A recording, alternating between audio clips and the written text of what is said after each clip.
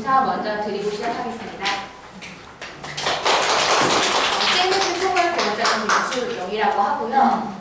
제 설명회를 또 몇 번 들으셨던 분들도 계실 거고 오늘 처음이실 분도 있으실 텐데 오늘은 조금 설명회가 조금 딱딱하기는 해요. 제가 많은 내용을 조금 전달해야 되고 우선은 AP 저희 관에 대한 프로그램 설명하고 그 다음에 이제 간략하게 특목고 입시 준비를 어떻게 좀 접근을 하셔야 되는지에 관련해서 설명을 드리고자 합니다. 그리고 제가 지금까지 했던 설명에는 유튜브 영상으로 다 올라와 있기 때문에 유튜브에 중계 CMS만 쳐도 지금까지 제가 했던 것들에 대한 그 설명회들이 다 올라와 있어요. 그래서 이것도 어차피 그 유튜브 상으로 올라갈 거기 때문에 어머님도 그냥 만약에 뭐 어떤 것들 사진 찍으실 필요 없고 그냥 차라리 그 영상으로 필요한 부분들은 다시 확인해서 보셔도 되니까 그냥 편안하게 들으셔도 될 것 같아요. 우선은 어머님들이 어떤 자료를 접근을 하실 때요. 저도 지금 저희 아이가 고등학생이기 때문에 그러니까 초등학교를 거쳐서 중학교, 고등학교 이제 거치면서 우선 저도 숱하게 설명회를 많이 다녔고요. 그리고 지금도 뭐 유튜브 강의나 설명회를 또 다니고 있고 그 다음에 우선은 설명회를 여러 개를 조금 들으실 때 좀 객관성에 대한 부분도 생겨야 되거든요. 왜냐하면 어떤 학원에서 하는 설명회 자체는 어떻게 보면 그 학원의 특성에 맞게 조금 끼워 맞추기식으로 설명회를 하는 경우들도 있어요. 그러니까 강조성이 조금 팩트가 어긋난 경우도 있기 때문에 어머님들이 항상 어떤 설명회를 듣고 그거에 대한 정확한 판단이라든가 이런 정보들을 저도 항상 어떤 것들을 준비하거나 자료들을 어머님들한테 보여드릴 때 항상 이런 뭐 서울시 교육청이라든지 그 다음에 뭐 고입이라든가 대학에 관련된 거는 그 진학정보센터 들어가시면 돼요. 네. 그리고 뭐 학교 알림이라든지 뭐 이렇게 하면 각 학교에 관련된 지금까지 뭐 아이들이 어느 학교들을 지금 입학을 했는지 이런 거에 대한 정보들이 나와 있고 다만 뭐 요 노원구에 있는 고등학교들 있잖아요. 뭐 부랑고등학교, 뭐 대진고등학교, 고등학교에 대한 입시 실적은 이런 학교 알림에 올라와 있지 않아요. 그러니까 보통 그런 고등학교에 대한 입시 실적은 보통 연말에 가까워지면 각 학교에서 설명회를 해요. 그래서 그때에 저희가 이제 올해 실적하고 작년에 실적이 어땠다 이렇게 하고 그 자료라든가 이런 것들은 공개적으로 하지는 않습니다. 그리고 공개로 나와 있는 것들은 이게 통계에 대한 오류치가 커요. 이게 저희가 뭐 의대 몇 명 보냈다 하고 각 학교에 막 나오잖아요. 그거 다 합치면은요 의대 재원 수의 한 몇 배는 됩니다. 그러니까 왜냐면 중복 합격도 많고 그러니까 보통 우리가 잘 보낸다고 하는 뭐 세화고나 뭐 경기고나 희문고 이런 게 보면 150명, 180명 이렇게 나오거든요. 그게 이제 다녔던 아이들, 그러니까 재수생들의 하고 그다음에 중복생 이런 아이들을 포함한 인원수니까 실제 대략 의대 재원이 한 3,000명 정도라고 생각을 하면 아무리 많이 보내도 그 학교에서 10명이나 보내기 쉽지 않거든요. 그래서 이제 그거를 이제 참고를 조금 삼아 주셨으면 좋고 워낙에 요새는 의대에 관련해서 핫하잖아요. 의대 열풍이라고 할 정도로 해서 의대의 바람이라고 보는데 실제적으로는 어머님들이 이제 보실 때 의대 입시가 여기 지금 저희 학원에 다니는 학생들 학부모님 중에서도 의사이시거나 뭐 약사시거나 좀 꽤 많아요. 근데 그때의 입시랑 지금의 입시는 많이 다르다라는 거. 그 다음에 실제 저희가 보통 현 재원된 고3 아이들이 들어가는 케이스들이 비율이 적습니다. 의대의 70% 이상이 M수생이에요. 네.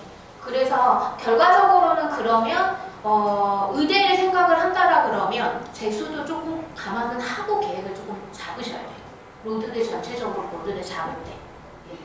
그래서 그거 관련해서 좀 어머님들이 좀 설명회라든가 이런 거를 들으실 때 통계자 표치 같은 경우는 좀 그런 부분들이 오류사항들이 있으니까 그런 부분은 좀 유념해서 조금 보셔주시면 좋겠고 이거는 학교 알림위에 이제 나와 있는 거를 이제 좀 정리를 해놓은 거예요. 각 학교에 지금 요 근방에 있는 중학교, 노원구에 있는 중학교 다. 그래서 올해 이제 다 들어갔던 이제 어떤 학교에 들어갔는지에 관련된 부분들. 뭐 저희 이제 기타 사항으로 보면 기타는 이제 영재 학교이거나 해외로 간 친구들. 그래서 또 요 인원 5명이 다 영재 학교를 간 인원은 아닙니다. 그러니까 해외로 간 인원까지 포함되어 있는 거니까. 그 다음에 보통 이제 자율형 사립고라고 하면 전국 단위 자사고가 있을 거고요. 요 근방에는 뭐 선덕이라든지 신익이라든지 뭐 이화부고라든지 이렇게 해서 아이들이 갈 수 있는 자율형 사립고를 다 포함된 인원입니다. 그래서 제가 지금 불암중, 상명중, 을지중, 중계중, 중평중, 태릉하계가 지금 노원구에 있는 빅7이 되겠죠. 가장 특목고 유리라든지 이런 것들을 가장 조금 보냈던 학교들. 왜냐하면 보냈던 이력, 특히 과거 같은 경우도 보냈던 이력이 좀 많이 중요합니다. 그러니까 그 선배들이 출신이 있는지 없는지에 보통 거의 5년에 한 번, 7년에 한 번 나오는 학교들도 있어요. 거의 못 보내는 학교들도 있고. 보통 지금 제가 친했던 학교들은 거의 꾸준하게 아이들이 이제 특목고에 입시율이 조금 나왔던 학교예요. 그래서 이걸 이제 지금 큰 저희가 이제 뭐 노원구, 양천구, 서초구, 강남구가 좀 가장 특목고라든가 이런 열풍이 학교 학원 중심가가 좀 구성이 되어 있는 곳이죠. 졸업생 수가 노원구가 한 대략 5,000명, 양천구 5,000명이 조금 넘고 서초가 조금 적고 강남구가 이렇게 돼요. 그랬을 때 뭐 과거 같은 거는 어차피 딱 가보니까 과거 비율 자체가 좀 이렇게 되고 과거에서는 오히려 보면은 노원구에서도 상당수 많이 들어가는 편입니다. 네. 그런데 이제 특목고 자사 계열을 보면 강릉구가 훨씬 많은 거 맞죠? 그렇죠? 네. 이쪽에 지역구 노원구도 한 이 정도 항상 비율로 보통 크게 변하지는 않더라고요. 비율상으로 봤을 때. 그리고 지금 이게 이제 영재학교 아까 전에 보면 노원구에서 작년 37명이라는 건 기타 안에 이제 해외로 간 친구들을 빼면 노원구에서는 올해 들어간 친구들이 20명이에요. 20명. 이게 근데 저희가 이제 그 3년 전까지만 해도 전국 단위로 이제 아이들이 할 때 이제 지역 인재로 뽑았던 전형이 아닌데 3년부터째 돼서 지금 지역 인재 할당 인원이 있기 때문에 실제 저희가 많이 보냈을 때도 20명을 저희 한 학원에서도 20명을 보냈던 적이 있거든요. 그래서 많이 보냈던 기준으로 하면 지금 한 절반 정도 줄어져 있는 거예요. 그렇다고 하더라도 지금 강남구, 그 다음에 양천구, 송파구, 서초구, 노원구, 그 다음에 경기에서는 성남시가 분당에 해당되는 거고 많이 가는, 그 다음에 고양시가 일산, 수원이 영통, 용인이 수지, 그 다음에 안양이 평촌 이렇게 생각을 하면 결과적으로는 굵직굵직한 지금 학원이 밀집되어 있는 학교에서 지금 전체적으로 보면 한 500명은 좀 안 되는 인원이죠. 그러니까 영재학교가 800명이 좀 안 되는 인원이거든요. 그러니까 상당수로 지금 수도권에서 조금 많이 밀집되어 있는데 그 전에 제가 생각을 해보면 그럼 거의 대부분의 아이들이 지금 지역 인재로 지금 어느 정도는 좀 빠져 있는 인원임에도 불구하고 이 정도면 그 전에는 대부분의 아이들이 수도권에서 영재학교를 갈 수밖에 없겠구나. 그래서 지역 인재를 할 수밖에 없겠구나라는 게 저도 느껴지더라고요. 그래서 이렇게 그러니까 영재학교를 준비를 했던 애들이 그래도 인원이 많이 줄었다고 하더라도 수도권에 있는 애들은 지금도 준비를 하거든요. 그러면 떨어진 아이들이 어찌됐던 간 예년에 비해서 많아지면 그 아이들이 어디로 갈까요? 과고로 갑니다. 그래서 과고 경쟁률이 높아지고요. 과고를 준비하는 친구들은 제가 3, 4년 전만 해도 그래도 학교에서 좀 과학이나 수학을 어느 정도 좀 했고 선행을 어느 정도 했으면 과고 쳐도 좀 괜찮습니다 라고 했는데 지금 비율적으로 봤을 때 특히 이제 서울에는 이제 두 곳 학교가 있잖아요. 한성하고 세종. 한성하고 세종 같은 경우에 합격자, 작년 재작년 합격자 중 애들을 비교하면 예전에는 한 50대 50, 즉 한 50% 정도가 영재학교를 준비했던 친구들, 50%가 아닌 친구들. 근데 지금은 70%가 넘게 영재학교를 준비했던 친구들입니다. 그래서 과거 역시 어찌됐던가 공부를 많이 진행했던 아이들이 지금 합격률이 더 높아지고 있다는 걸 좀 생각을 하시고 저는 오히려 영재학교보다 과거를 들어갔을 때 실제 학교를 들어갔을 때 영재학교보다 과거가 더 빡세요. 왜냐하면 과거 같은 경우는 영재학교랑 다르게 과거는 2년의 조기 진학이 되니까 조기 졸업 제도가 있어요. 그러면 2학년 때 결국에는 대입을 치를 수 있는 거고, 저희가 대입 구조를 보면 대입의 여름 때 뭐를 넣죠? 수시를 넣잖아요. 그쵸? 그러면 여름에 수시를 넣기 위해서는 결과적으로 그 전에 학교가 정해져야 되죠. 그리고 그 전부터 뭐가 되냐면, 그럼 보통 과거 아이들이 가는 게 수리논술 또는 심층 면접으로 간단 말이죠. 특별 전형으로. 그러면은 수리논술이나 심층 면접 자체는요, 수학에서 뭐 미적분, 기하, 그 다음에 학교까지 다 나와요. 그러면 그 전에 과정이 다 끝나 있었어야 되는 거예요. 그럼 언제 끝나 있어야 돼요? 1학년 때는 끝나 있어야 되는 거죠. 그래야 2학년 들어서면서부터 심층면접 준비를 하겠죠. 그렇기 때문에 어떻게 볼까요? 근데 모든 아이들이 다 그렇게 하는 건 아니고, 조기 졸업의 희망자가 조기 진학 이제 했던 친구들 같은 경우는, 그러니까 어떻게 보면 좀 빠른 속도로 선행을 해야 되는 게 오히려 영재학교보다는 과거가 더 많아요. 그 다음에 시수 자체도 1학년 때의 과학도 영재학교보다 과거가 조금 더 시수가 커요.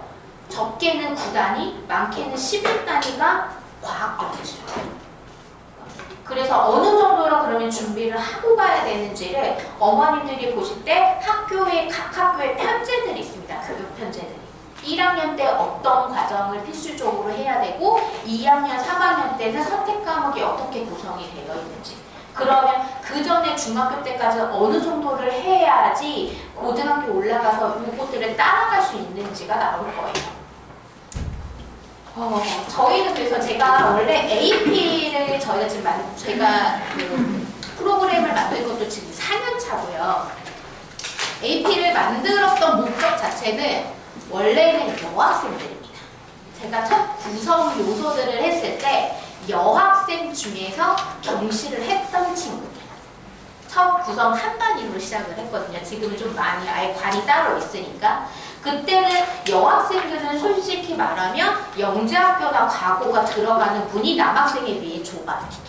왜냐하면 기숙학교잖아요. 그러니까 기숙사가 실질적으로 여학생들의 할당 인원 수가 그렇게 많지 않습니다.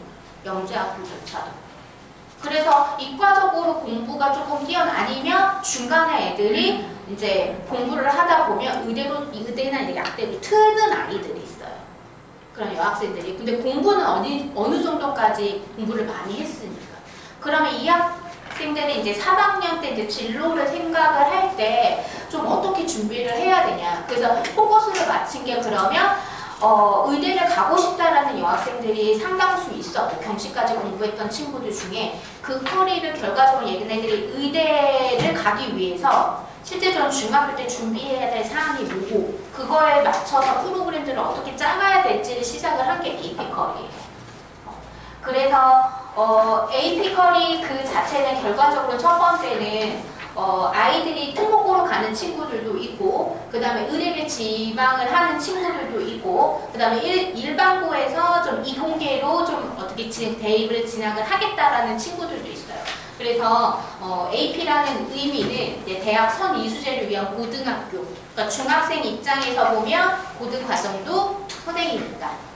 그 과정을 좀 탄탄하게 진행을 하자라고 했고, 지금은 현재 프리 AP 과정부터 해서 AP 탑방 과정까지 해서 크게 3개 과정으로 구성이 되어 있고요.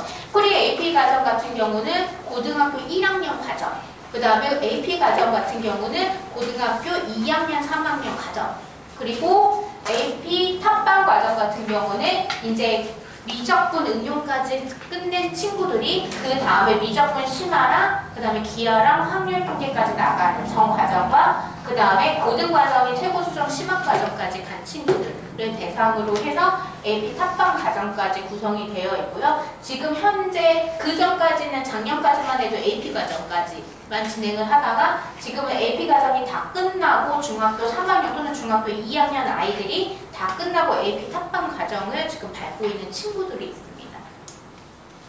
지금 그래서 이 과정은 여기 어머님도 아마 안내문을 받아보시면 그 과정에 관련된 부분들은 요거는 다 나와 있어요. 그래서 프리 과정 같은 경우는 아까 전에 말씀드렸던 것처럼 고등학교 이제 1학년 과정의 개념 응용 심화를 받는 단계이고요. 그 다음에 고등학교 2학년 과정인 수원부터 시작해서 미적분, 개념 응용을 하는 단계가 AP 과정이에요. 그래서 보통 프리 과정, 프리 AP 과정은 보통 빠르면 9개월 아니면 1년 정도 허리를 잡으시면 되고, 그 다음에 AP 과정은 미적분까지 완료하기 위해서 1년 3개월, 15개월 정도가 걸립니다.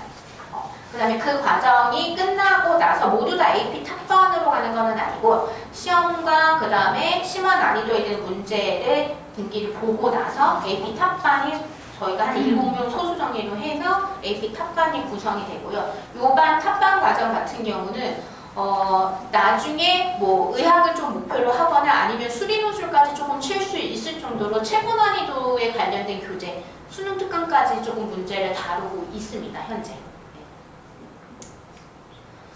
그래서 이제 지금 만약에 이제 프리 원과정이 3월달에 들어오게 되면 아까 전에 말씀드렸던 것처럼 1년이고, 만약에 3월달에 고등수학 상을 시작을 했다라고 하면 1년, 2년 정도가 지나게 되면 미적분 개념이 끝나게 되는 거죠. 그 다음에 뭐 지금 06반에 만약에 요번에 수원 개념이 시작이 됐다라고 하면 한 1년 정도 커리면 미적분 개념 정도까지 끝나는 커리가 된 거고요.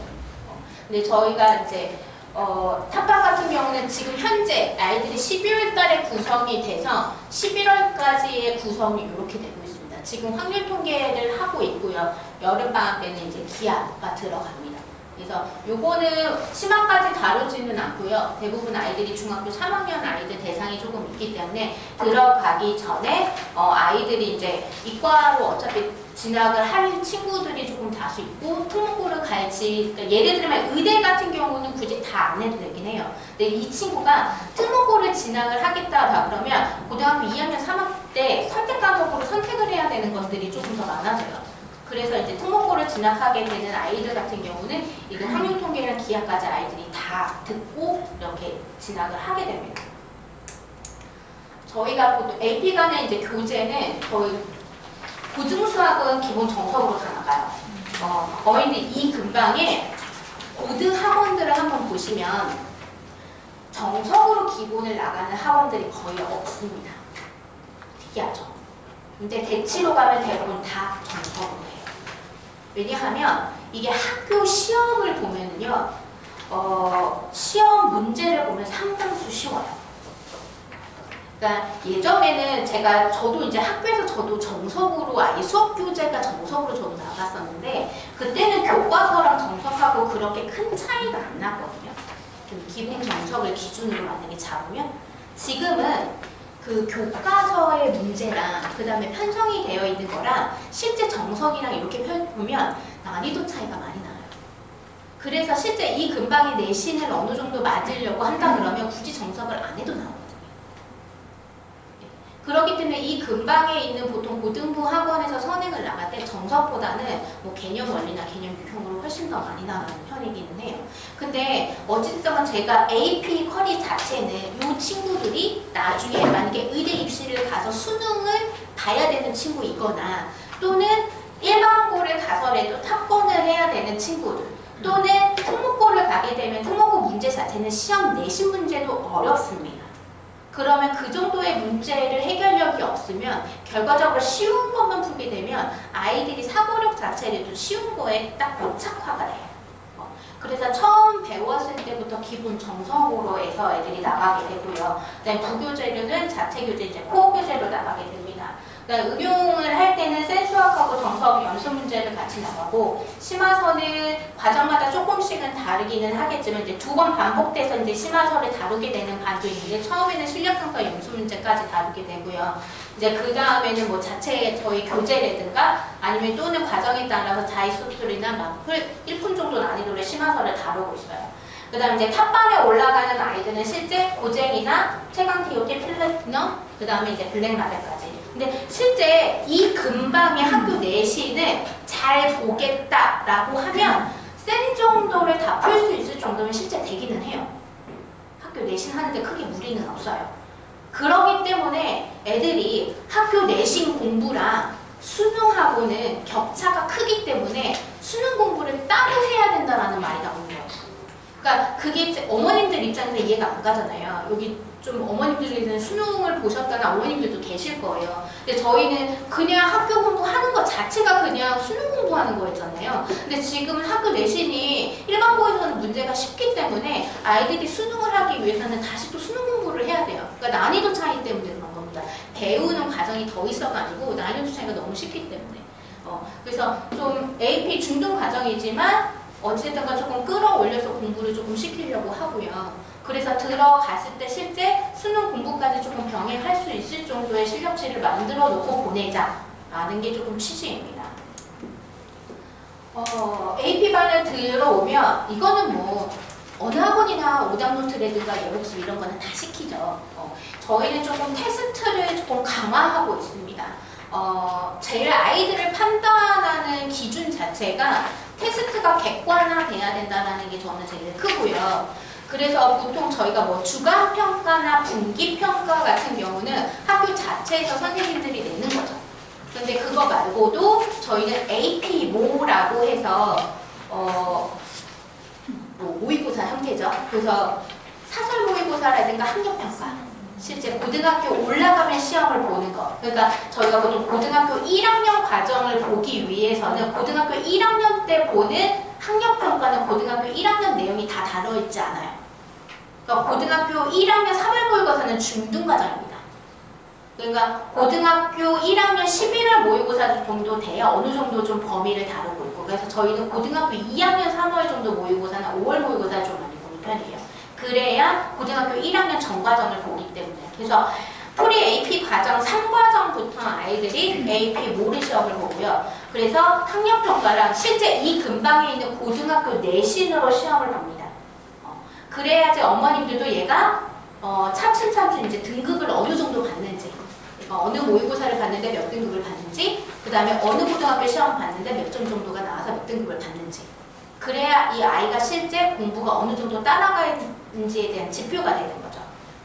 그래서 수학도 어머님들 이렇게 준비를 만약에 지금 타학원에 다니시더라도 반드시 학원에서 보니 주간평가나 분기평가만 믿으시면 안 돼요.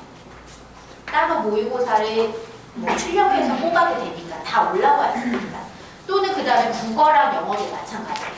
국어랑 영어도 만약에 지금 고등과정을 나가고 있다, 또는 있다라고 한다 그러면 모의고사 같은 경우는 뽑아서 한 번 정도씩은 조금 다뤄줘야 해요.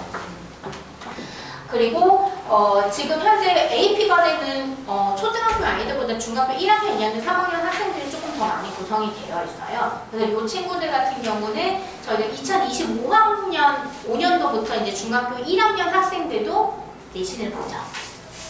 이제 학기당 한 번 정도, 학기당 한 번 정도 보고, 지금 현재 일부 학교에서는 이제 시범학교로 운영이 됩니다. 올해부터. 그래서 중학교 1학년, 2학년, 3학년은 이제 내신 보기 전에 아이들이 주말마다 자기 진도에 관련된 내신 온라인 평가도 보고, 그거 관련해서 학부모님들한테도 이제 성적이라든가 이런 것들이 문제가 현재 나가고 있어요. 그 다음에 AP관 들어오면서부터 아이들이 이렇게 독서실 운영을 해서 이제 수업 끝나고 나서 자기주도 학습을 진행하기도 합니다. 그래서 테스트는 아까 전에 말씀드렸던 것처럼 주간평가, 그 다음 AP모, 분기평가 이렇게 구성이 되어 있고요. 이게 지금 저희가 성적이 이렇게 나가요. 그러니까 고등학교 시에 내신평가라는 거는 현학년의 내신이 아니고 고등학교 내신 평가를 봤을 때, 그 다음에 모의고사를 봤을 때 내신평가에 관련된 거 본인 점수라든가 석자, 모의고사도 마찬가지로.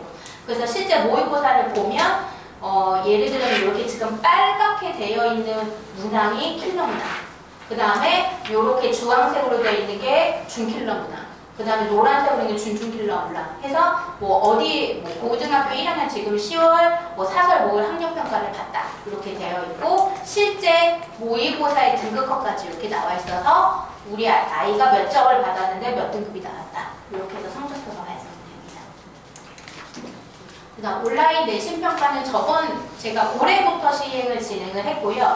그래서 이제 이번 주부터 다시 기말고사 대비 관련해서 이렇게 온라인 내신평가까지 봅니다. 아이들이 대부분 여기 지금 초중등반에 있는 친구들도 마찬가지겠지만 AP반에 있는 애들은 결과적으로 선행을 하고 있는 거잖아요. 근데 제가 아이들한테도 선행도 중요하지만 자기 과정을 잘 밟는 것도 훨씬 더 중요합니다.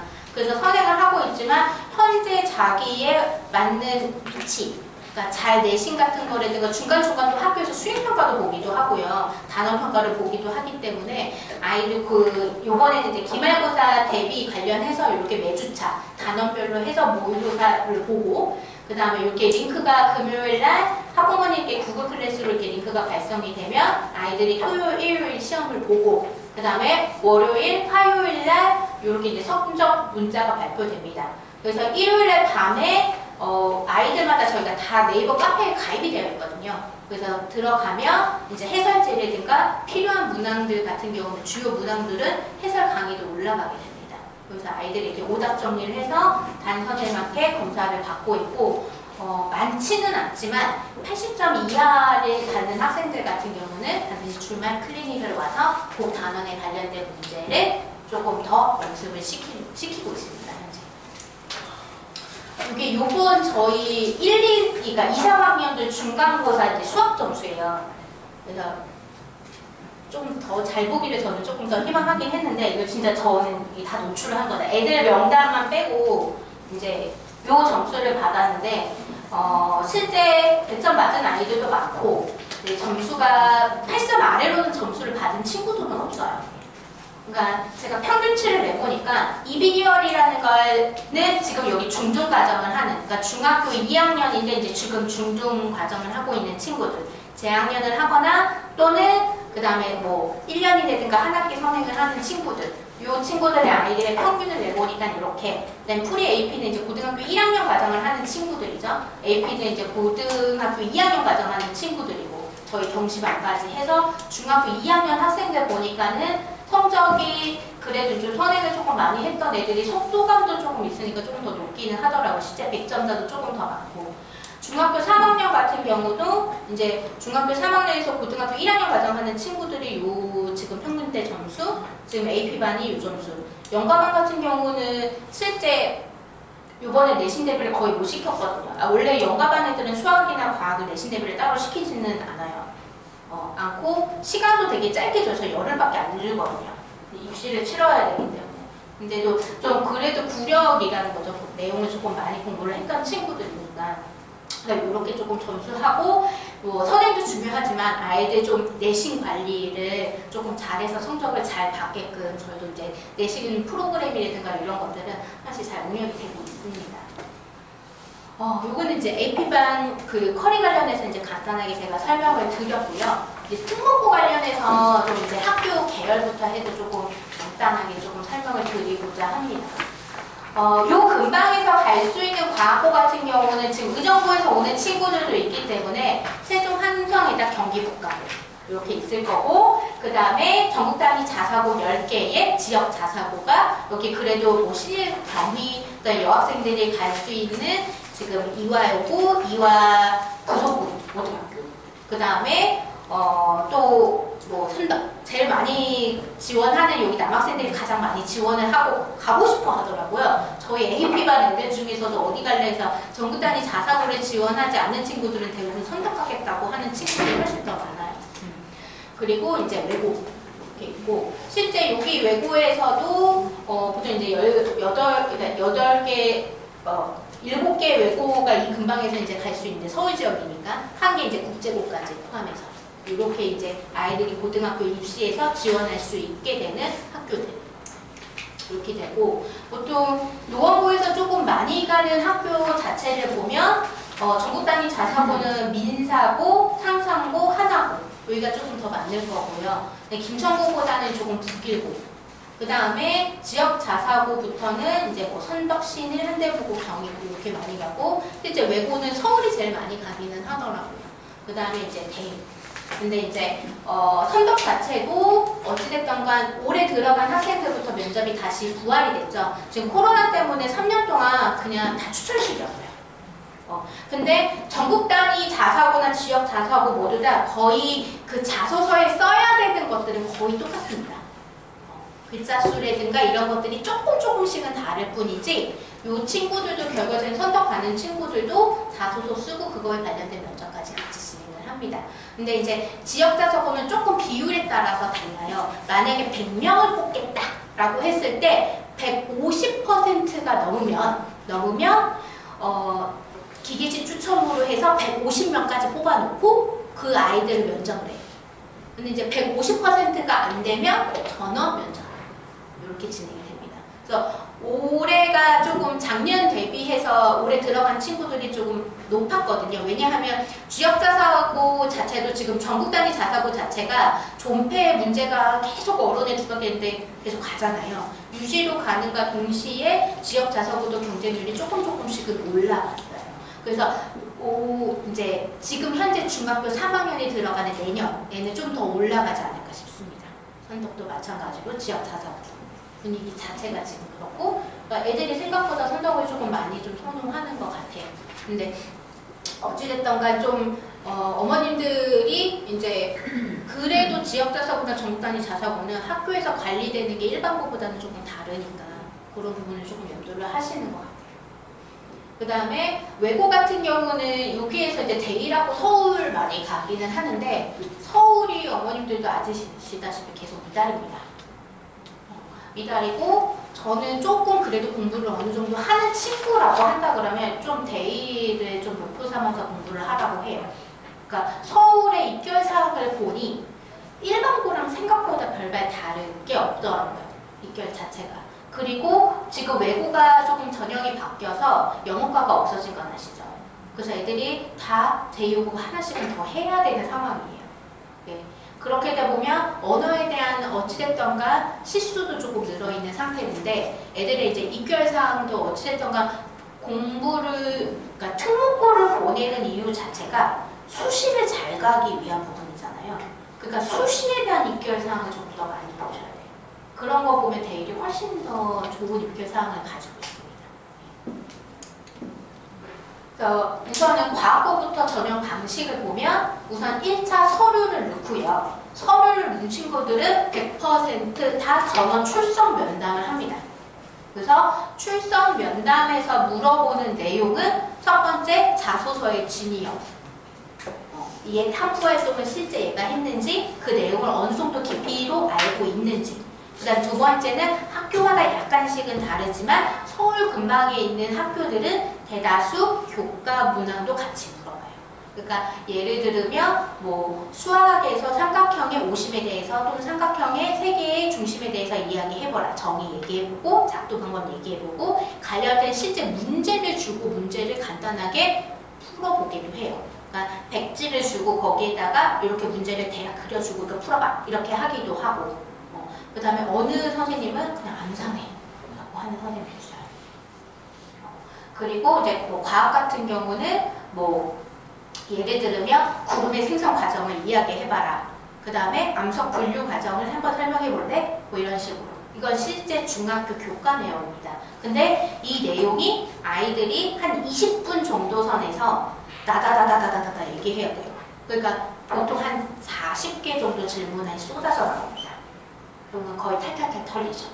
그러니까 그런 준비, 그러니까 교과를 준비를 할 때 저희 보통 학교 내시는요, 보통 오지선다형을 위주로 중심 많이 하잖아요. 그렇다고 아이들이 대부분 좀 서술형으로 조금 많이 보는 학교들도 있는데 그렇지 않은 학교들도 있단 말이죠. 근데 고르는 문제가 아니고 정의를 본인 입으로 스스로 얘기를 해야 돼요. 그러니까 요새 아이들이 제일 안 되는 게 뭐냐면 노트 정리예요. 근데 과학 용어 같은 경우라든가 과학은 정리를 하지 않고 자기가 말로 할 수 없으면 면접을 볼 수 없습니다. 그리고 그 인원에서 이제 1.5배수를 뽑아서 그 다음에 소질 면접. 소질 면접은 문제를 주고 20분간 문제를 풀게 해요. 풀게 하고 그리고 나서 5분에서 7분 정도 아이들이 그 풀어 문제에 대한 정답을 맞추는 거죠. 이렇게 진행이 됩니다. 그래서 자기소개서 내용은 과학고기 때문에 탐구활동 중심으로 이루어져야 되고요. 이게 제가 그 중요도 순서예요. 제가 영재학교는 조금 달라요. 영재학교를 제가 저번에 말할 때 영재학교는 추천서가 조금 더 많이 중요합니다. 근데 과학고 같은 경우는 면접 자체가 지금 출석 면접 자체가 어차피 그 자소서 기반으로 돼서 문제를 물어보기 때문에 자소서의 탐구 활동이 가장 많이 중요합니다. 그 다음에 생활기록부, 그 다음에 추천서 내용, 그 다음에 이제 면접. 이렇게 이제 중요도가 있을 거고요. 보통 세종 활성과고는 애들이 8월 말에서 9월 초에 원서를 써요. 그러니까 영재고 입시 자체가 8월 중순 정도면 다 끝나고요. 8월 중순에서 말 정도면 합격사를 발표해요. 그것과 더불어 이제 8월 말에 아이들은 과고는 서류 접수를 해야 되죠. 그러면 과고 쓰는 아이들 같은 경우는 언제 그 자소서를 써야 될까요? 최소 보통 이게 글자 수를 이따 보여드리겠지만 수학 1100자, 과학 1100자에 대한 탐구 활동을 써야 돼요. 그래서 기본적으로 저도 아이들은 이제 영재학교 썼던 애들은 상관이 없는데 그렇지 않은 아이들은 적게는 한 달, 길게는 한 2달 정도 걸리고요. 그 전에 탐구 활동을 했었어요. 그런 내용이 기반이 돼야 되고, 이제 그 친구들이 이제 9월달 말부터 해서 10월달, 11월달까지 해서 아이들 출석 면접이 이루어져요. 왜냐면 아까 전에 전원 서류 들어가는 이제 다 본다라고 했잖아요. 그러니까 학교별로 이렇게 나누어서 불러서 실제 한 명당 15분에서 20분을 봐야 되니까 상당수 긴 시간 진짜 다 봐야 되는 거니까 몇 달에 걸쳐서 진행이 됩니다. 그리고 12월 초에 보면 아이들이 보편적으로 아이들이 11월 말이나 초에 아이들 그 소집 면접을 보고 12월 초면 발표가 나요. 그거 끝남과 동시에 이제 자소서 그 전국 단위 자사고 이제 입학을 이제 시작을 해야죠. 원서를 넣기 시작을 해야 되는 거죠. 그러니까 순서가 이렇게 됩니다. 과거를 보면 지금 여기 근방에서 갈 수 있는 학교가 경기북하고 한성, 세종인데 이게 지금 경쟁률 순서예요. 아까 전에 말씀드렸던 것처럼 경기북하고는 지역이 되게 경기는 크잖아요. 그러니까 경기는 과고가 하나가 더 생겨야 돼요. 지금 과고가 하나인데 인원도요 제일 적어요. 80명밖에 안 뽑아요. 그러니까 경쟁률 자체가 9점 몇 대 1막 이래요. 그러니까 좀 되게 들어가기 힘든 그 과고 중에 하나입니다. 경기북하고 자체가. 그 다음에 이제 한성하고 세종도 만만치 않게 이제 5대 1, 4점 몇 대 1 이렇게 나가죠. 그래서 좀 다른 과고 전국 단위 전국에 있는 과고 20개 중에서 조금 위쪽에 있는 게 이제 지금 서울하고 이제 경기에 있는 과고들이 좀 경쟁률이 제일 높은 편입니다. 그래서 지금 아마 요 경쟁률보다 이제 중학교 3학년 대비하고 있는 내년에 이제 갈 친구들은 2024년도는 조금 더 높아질 거라고 예상을 합니다. 이게 추천서예요. 예전에 내가 추천서를 처음 할 때는 요 체크리스트 항목 자체가 한 3개, 4개 정도밖에 안 했거든요. 그게 그 정도도 물어보는 게 요 친구가 학업 성취도가 매우 우수하냐, 보통이냐 뭐 이런 식으로. 근데 지금은 조금 더 디테일하게 물어봐요. 영재고는 이거보다 훨씬 더 디테일하게 물어보고요. 체크리스트 항목을 물어보면 뭐 학습 내용에 대해서 다양한 질문을 하는 등 수업활동이 적극적이냐, 아니면 문제 해결 과정에서 시간, 계획, 우선순위 설정 등을 통하여 목표를 도달하는 과정을 효율적으로 관리하느냐. 그러니까 학습에 그냥 단순히 수과학을 공부를 잘한다가 아니고 이 학생이 자기 주도성을 학교에서 조금 보여지는지도 중요해요. 시간 관리, 공부에 대한 학업 성취도, 그 다음에 탐구활동 능력, 그 다음에 영재성이나 창의성이 보여주는 능력이 체크리스트 항목에 매우 최우수, 매우수 이렇게 다 체크리스트 항목을 합니다. 그러니까 중학교 1학년 때부터 어찌됐든 간 생활기록부 자체가 조금 철저하게 좀 대비를 하고 계셔야 돼요. 그 다음에 이게 지금 경기북가고의 내용이에요. 경기북가고는 뭐도 많냐면요. 체크리스트 항목은 적은데요. 이게 지금 500자를 써야 돼요. 선생님이 이 학생에 대해서 2000자를 써야 됩니다. 거의 자소서를 써야 되잖아요. 그래서 하나이긴 해서 제가 보통 경기북가고를 추천서를 정말 잘 써주시는 곳은요.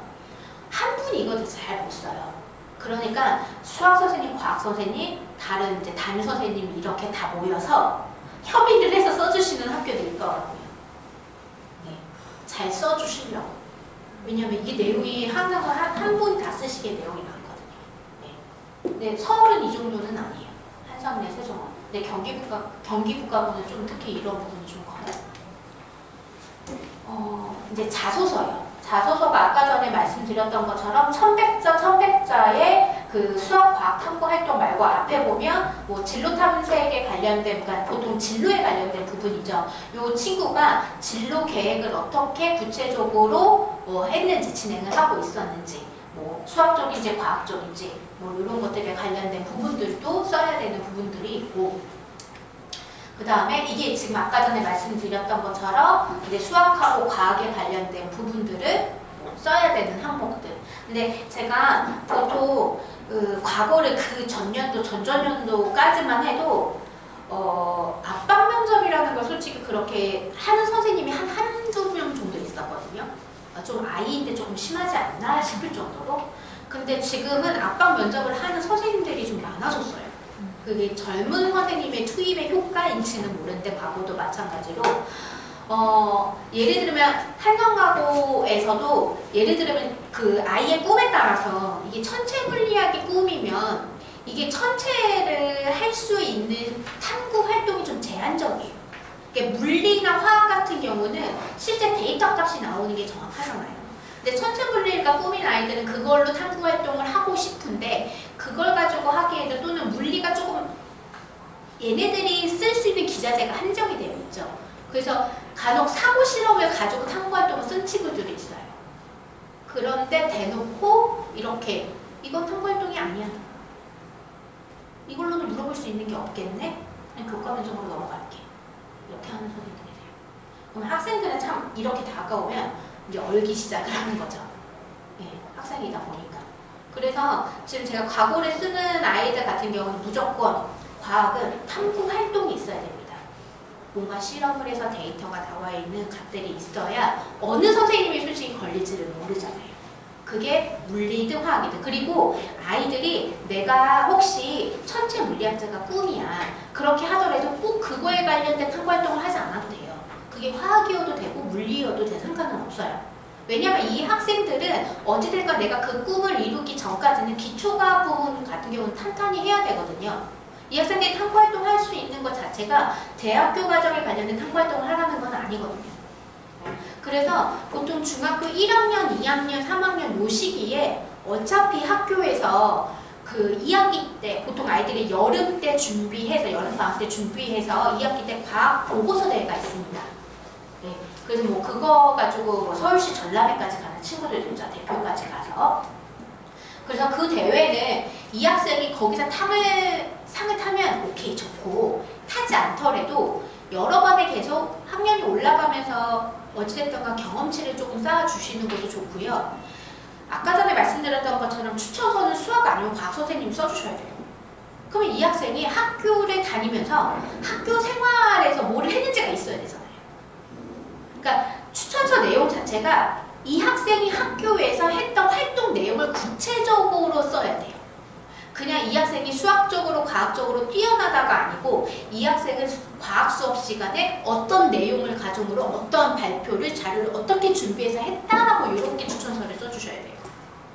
그러니까 수업하는 발표 자세도 되게 중요하고 준비하는 과정도 되게 중요하고, 그 다음에 어차피 과거에 이런 내용들을 써야 하니 대비할 겸 해서 그냥 보고서 대회나 그 다음에 또는 탐구 토론 대회 이런 것들은 좀 미리 준비를 해서 아이들이 참여할 수 있는 기회의 폭을 조금 넓혀주시는 게 좋습니다.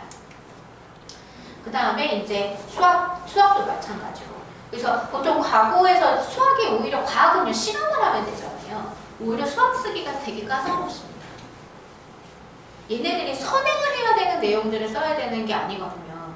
그래서 보통 경시를 했던 애들은 쓰기가 조금 더 편해요.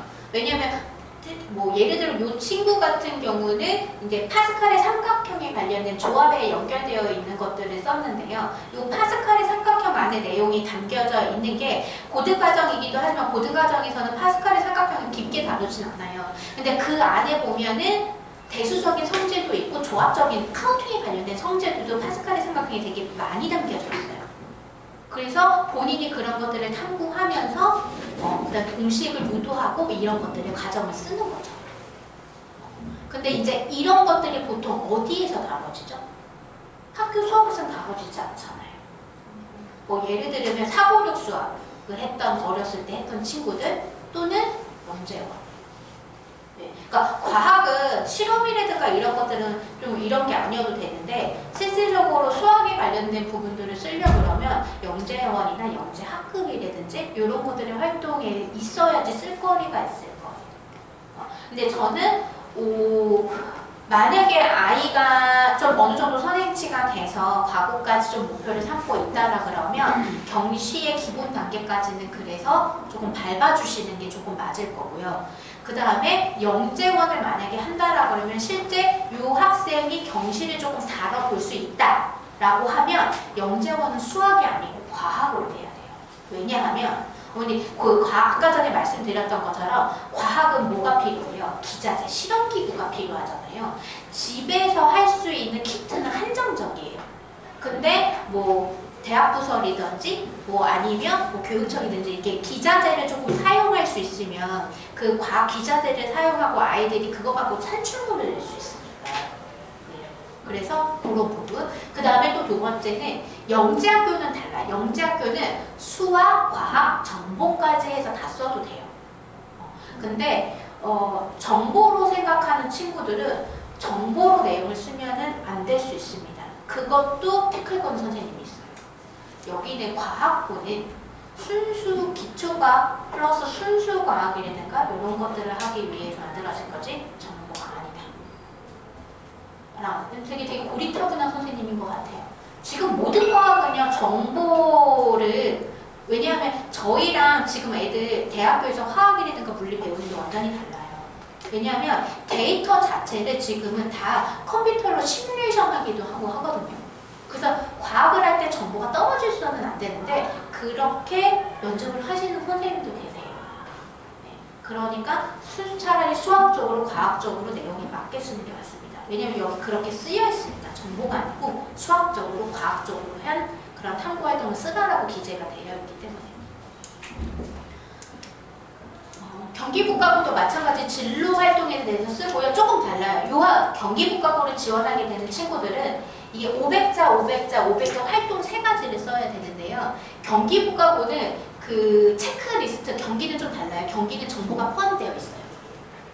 그래서 여기에 만약에 내가 어떤 영역을 쓸 거야, 수학 영역을 쓸 거야. 그럼 수학 영역이라고 쓰고 활동 주제 쓰고 500자에 관련된 내용을 탐구 활동하고 그 느낀 점 하면서 느낀 점을 같이 담아서 500자를 쓰면 되는데 여기에서도 예를 들면 예시 활동을 보면 뭐 수학 그 다음에 융합, 맨 마지막에 융합을 써야 되는데 융합은 수학, 물리, 화학, 생명과학, 지구과학, 정보 중에서 2개 이상의 영역을 결합된 경우를 융합으로 맨 마지막은 반드시 해서 해야 되고 나머지는 수학, 물리, 수학하나 과학하나 이렇게 쓰고 융합 이렇게 쓰면 되거든요.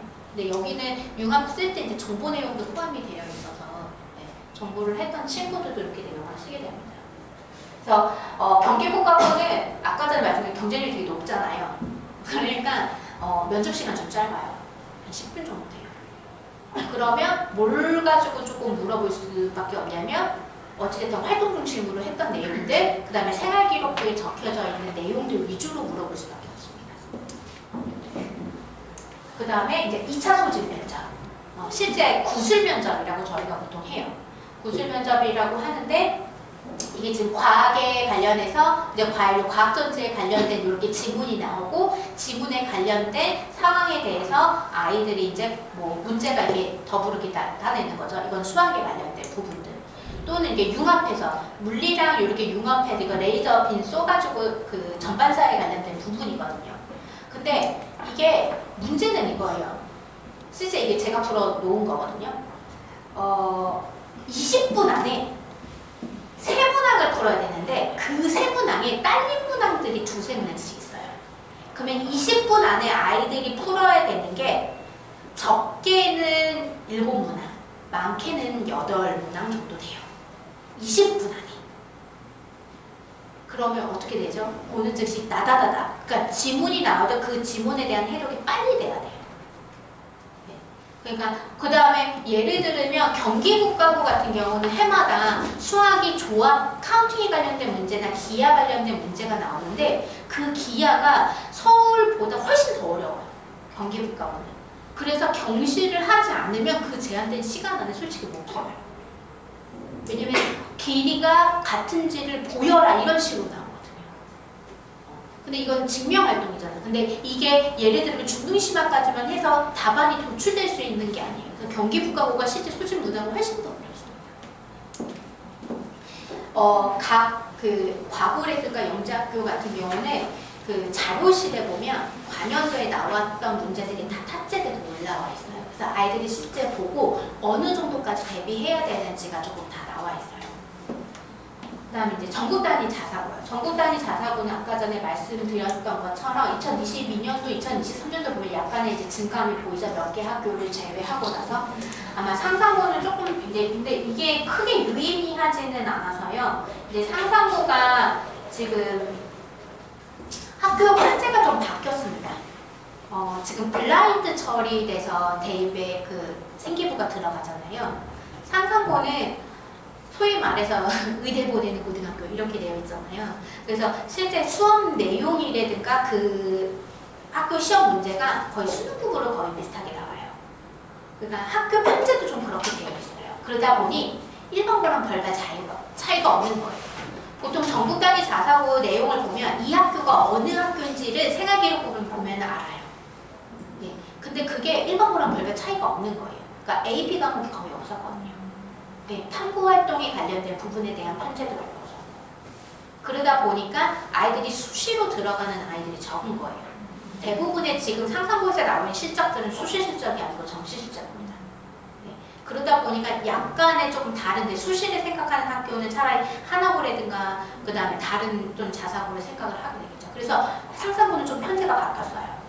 상상고다라고 할 정도의 편제가 좀 바뀌었어요. 그래서 어머니들 그 학교 편제들을 다 보시면 왜 그 2학년, 3학년, 지금 현재 1학년 아이들 다 편제가 다 나와 있거든요. 그거 보면 좀 바뀌어 있는 게 조금 더 보여져요. 그래서 탐구 활동에 관련된 부분들, 과학 탐구, 실험 이런 것도 편제가 다 올라와져 있어요. 근데 그러다 보니까 실제 상상고 들어갔던 아이들이 더 힘들어지긴 했어요. 왜냐하면 학교 시험 문제 자체도 어려운데 이제는 수행평가 자체도 많아진 거예요. 자, 보통 외고라든지 하나고라든지 보면 시험보다는 수행평가 점수가 훨씬 커요. 퍼센테이지가. 외고도 잘 보면요. 한 30%가 집필이고 70%가 수행입니다. 그러니까 평소 해야 되는 것들. 그래서 수시를 써야 되는 것들이 많아요. 그러니까 원래 상상고는 지필이 조금 더 강했던 학교인데 이제 수행까지 조금 더 많아지니까 아이들이 해야 되는 게 조금 더 많아져서 그래서 상상고 들어가는 학생들은 선행이 어느 정도로 되어 있지 않으면 가서 내신 따기가 조금 많이 어렵고 거기는 활동을 잘 하기에도 버겁다는 얘기가 조금 더 많아졌어요. 그거는 조금 고려는 해주셔야 될 것 같고 이렇게 조금 경쟁률이 조금 더 올라갔고 그다음에 지역자사고 지역자사고를 지금 작년도를 보면 제가 여기에서 갈 수 있는 학교 선덕고, 신일고, 이화여고, 이대부고 그 다음 뭐 한대부고 정도 이렇게 보면 아까 전에 말씀드렸듯이 제가 올해 선덕은 면접을 봤어요. 왜냐하면 168%가 지원을 했거든요. 경쟁률이 그러니까 1.6, 아까 전에 150%가 넘으면 기계식으로 추첨을 통해서 떨궈내고 그러니까 얘가 성적이 중요하지 않아요. 지역자사고. 그러니까 면접이라든가 이런 것들이 훨씬 더 중요합니다. 그래서 아마 168%인데 올해는 여기 금방이거나 170%가 넘을 수도 있지 않을까 싶어요. 그 다음에 신일고가 의외로 저는 미달 90%. 그 다음 이화여고 160, 이화부고가 135%. 그 다음에 한대부고가 140% 정도. 그래서 한대부고도 전원 면접. 이렇게 됐고 아이들이 결과적으로 좀 가고 싶어하는 학교가 조금 더 높기도 하죠. 자사고를 조금 더 정리를 하면 선발 단계가 1단계 서류, 그 다음에 이제 면접 이렇게만 구성이 되어 있습니다. 근데 여기서 하나고는 1차 서류를 합격하면 자소서를 써요. 다른 학교는 자소서를 같이 써야 되고 하나고는 1차 서류가 통과돼야 자소서를 이제 집어주세요 라고 하는데 그 전에 자소서를 준비를 안 하고 있을 수 없잖아요. 합격하면 바로 며칠 만에 써야 되는 건 아니니까 준비사항은 같습니다. 용인 외대부고 같은 경우는 1단계 그러니까 1차 서류에서 40점을 만점으로 하고 2단계는 1단계에 40점 플러스 2단계 면접 60점에서 총 100점으로 상상고 같은 경우는 1단계에 300점으로 보고요. 그리고 1단계 그 300점 플러스 해서 면접하고 그다음에 독서 이런 거 해서 토탈해서 400점. 그다음에 북일고가 1단계 서류가 160점인데 2단계 면접이 40밖에 안 돼요. 그러니까 서류가 조금 많이 중요시하고 실제 북일고 면접이 좀 제일 쉬운 편입니다. 좀 일반적인 거를 물어봐서요. 그래서 북일고 같은 경우는 서류가 조금 그 내신 성적이 잘 되어 있던 친구들은 웬만하면 붙은 것 같아요. 네, 그러니까 북일고도 아까 전에 좀 보면은 경쟁률이 거의 높지 않거든요. 웬만하면 다 들어갔어요. 그다음에 민사고는 이제 교과 여기는 몇 퍼센트 어느 정도라고 공개하지 않았습니다. 근데 민사고는 간혹 국영수에서 B 있는 친구도 들어가는데 여기는 면접이 엄청 빡셉니다. 면접 통과하기가 쉽지가 않아요. 그다음 또 이제 여기는 현대청구나 김청구는 좀 많이 가지 않는 편이어서 여기도 1단계 200점하고 2단계 서류평가 요거를 30점으로 환산하고 면접을 70점으로 해서 100점 만점으로 하게 가게 되고 그 다음에 이제 김청구 같은 경우도 마찬가지로 250점이고 면접 자체가 좀 비중교과 적습니다. 그 다음에 한어고는 1단계에서 교과 성적하고 이제 출결까지 다 포함해서 40점 만점으로 하고 요 점수 플러스 서류 20점. 아까는 자소서 나중에 된다 그랬잖아요. 그러니까 나머지 학교는 자소서 그것까지 다 포함되어 있는 거고 여기에 서류는 결과적으로 자소서를 의미합니다. 자소서 20점, 면접 40점에서 토탈 100점으로 환산을 해서 이제 입시 그 결과에 따라서 이제 아이들이 학급 여부가 결정이 되고요. 자, 그렇게 봤을 때 이게 지금 모집 정원 정도고요. 이제 아이들의 그 아까 전에 이제 나왔던 걸 좀 확대해서 드린 것밖에 없어요. 보면 아까 전에 제가 북일고 같은 경우는 거의 다 들어간다라고 했잖아요. 경쟁률 자체가 이래서. 네. 그리고 이제 상상고라든가 상상고는 지금 1.89대 1이잖아요. 여학생이 항상 2.5를 넘습니다. 남학생은 한 1.1대 1, 1.2대 1 왜 이래요.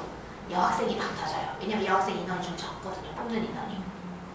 그래서 여학생들이 오히려 되게 전국 단위에 있는 좀 공부를 잘하는 아이들이 많이 비치돼서 몰려와요. 상상고 같은 경우는. 그 다음에 하나고 같은 경우는 어차피 좀 다 비슷비슷한 그 경쟁률이니까 이렇게 잡으면 되고요. 이게 이제 내신 가중치에 관련된 부분.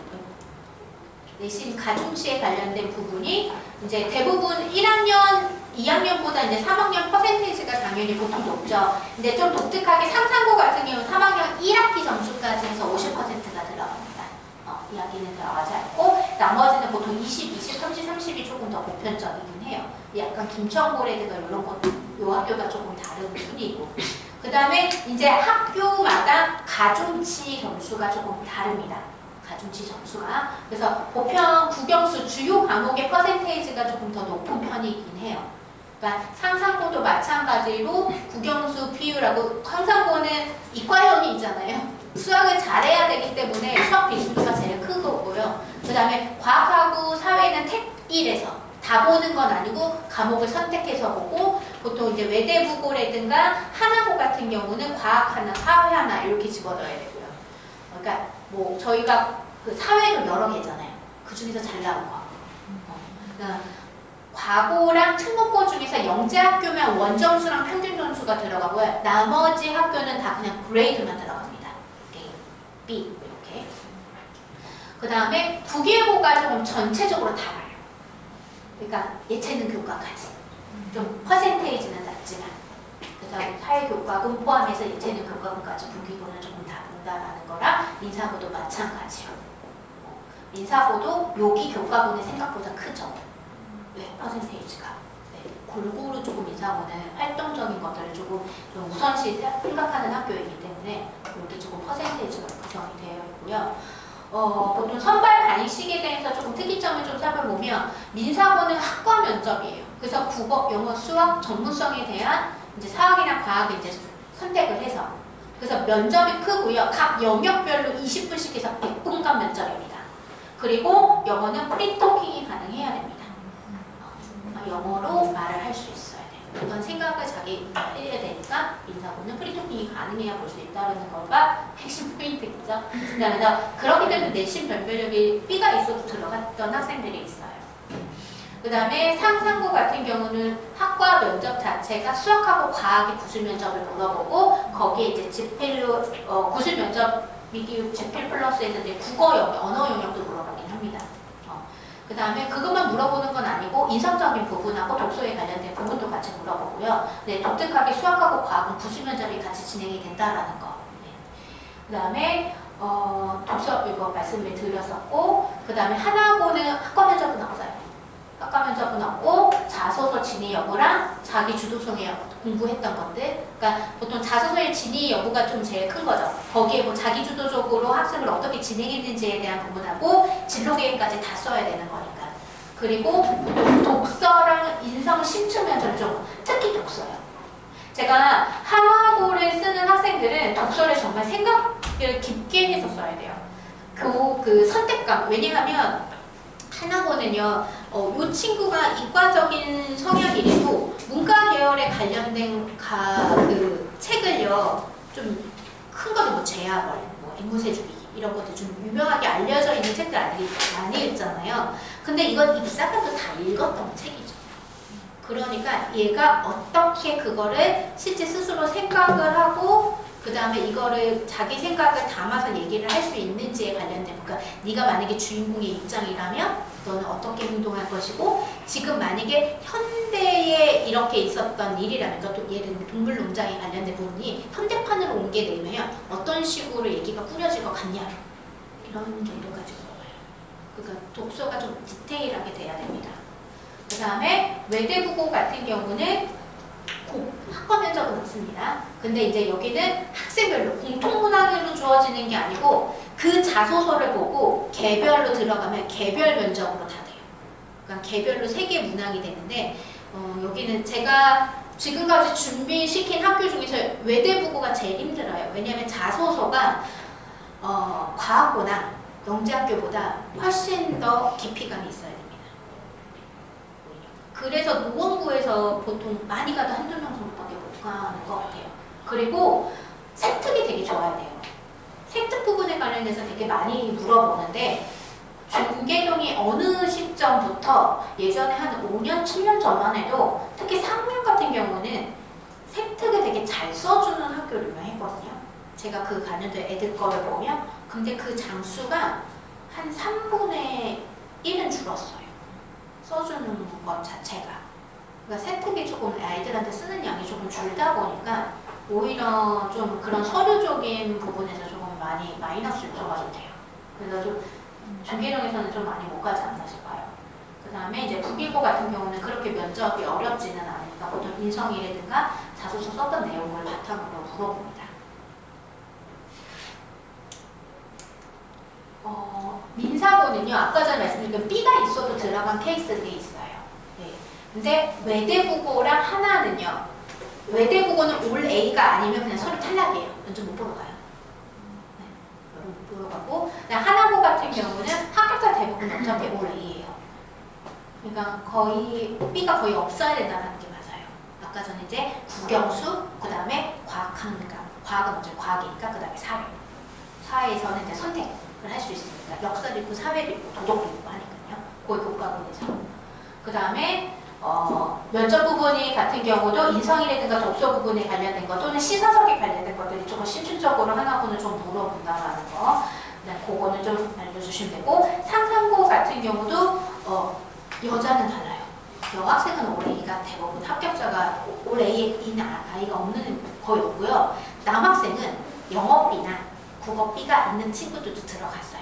면접을 잘 보면 돼요. 아까 전에 수학하고 과학의 교과 면접을 하기 때문에 남학생인 경우는 왜냐면 1.1대 1.2대 1이니까 그러니까 뒤집을 수 있거든요. 근데 여학생들 같은 경우는 원래 중학교 때 내신 관리는 남학생들보다 여학생들이 꼼꼼하게 잘 이루어져 있잖아요. 그러니까 대다수 합격자 아이들을 보면 거의 올 A가 많은 거죠. 그리고 이제 북일고도 마찬가지로 이 두 개도 가능했던 이유가 경쟁률 때문인 것 같아요. 경쟁률이 1.0을 못 넘으니까 이 두 개도 가능했어요. 그러면 특목고는 보통 이제 아이들이 공부하는 수준들을 보면 의대 목표 그룹하고 크게 이제 특목고를 준비하는 애들은 스카이 목표 그룹들이 있겠죠. 저는 이걸 원하지는 않은데, 이제 어머님들도 어찌됐든 간 시대의 흐름? 요새 학원가는 어떻게 움직이는가? 뭐 요새 유튜브로 보면 강남엄마 따라잡기 뭐 이렇게 도 많이 있고 하잖아요. 강남에서 소위 말하는 대치동에서는 여기 꼬맹이가 있어서 참 얘기가 너무 많은데 1, 2학년 때 초등과정을 끝내고 3, 4학년 때 중등과정을 끝내며 5학년 때 6학년 올라가는 시기에 고등학교 1학년 과정을 끝내면서 경시를 맛보게 해서 요 친구가 연가로 가야 될지 아니면 그냥 전국단위 자사고로 가야 될지에 대한 결정을. 그래서 그렇게 시스템이 이루어진 학원들이 소수고로에서 상당수 많습니다. 아마 인터넷에 치보고 뭐 인프로 카페 이런 거 많잖아요. 들어가시면 제가 말했던 얘기들이 많이 올라와져 있을 거예요. 근데 저는 그렇게까지는 솔직히 아닌 것보다 아이의 능력치에 따라서 좀 다르니까요. 예.